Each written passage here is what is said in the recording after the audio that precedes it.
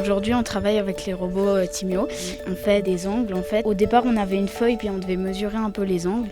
Et puis maintenant, on doit essayer de le programmer, le robot. Il faut le diriger pour qu'il tourne. On programme sur VPL3. C'est un site pour les robots. Par exemple, là, on met sur le bouton et après, on peut dire que ça avance ou ça tourne. Ça change des cours, donc c'est bien. Et puis, on peut lui faire un peu ce qu'on veut, donc c'est cool. Toute la journée, ils attendaient que ça. Ils ont beaucoup d'entrain à travailler avec les robots. On sent qu'ils sont très motivés, puis que de transmettre ces connaissances, déjà, ils sont obligés de voir si eux les ont compris, puis après voir si le robot arrive à en fabriquer un, puis de voir les remesurer, les angles construits par les robots, je trouvais que c'était intéressant. C'est une introduction au monde du digital, en fait, qui est omniprésent dans notre société. Et puis, au travers du robot, au travers de la programmation, ils apprennent l'informatique, la programmation, et aussi tous les aspects du programme scolaire standard, entre guillemets. Alors, c'est très, très important d'être familiarisé avec les aspects du digital, déjà à l'école primaire, parce que c'est des outils qui sont omniprésents dans notre société actuellement.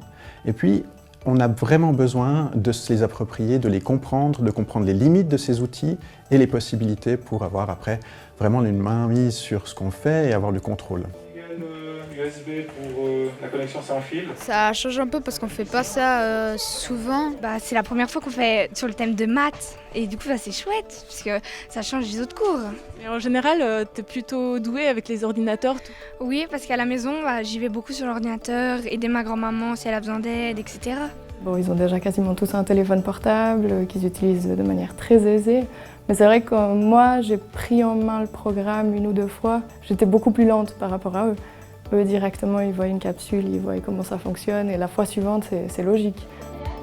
On a mis le chronomètre et on appuie sur un bouton, ça avance.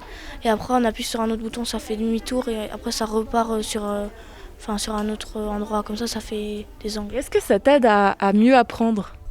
Oui, parce que par exemple, là, on fait les angles, là, on doit tout régler sur les secondes et puis du coup, ça fait beaucoup à réfléchir. Alors, il y a des activités relativement simples où on va découvrir le fonctionnement et petit à petit, on va construire des petits projets. Et puis, il y a des activités aussi très évoluées comme le projet R2T2 de l'EPFL qui fonctionne sur un réseau de plusieurs équipes qui vont devoir atteindre une station spatiale et débloquer des portes ensemble. Ça peut aller très très loin et ça peut être aussi tout à fait accessible. C'est un projet qui est intercantonal, qui a lieu en Suisse italienne, en Suisse alémanique et en Suisse romande.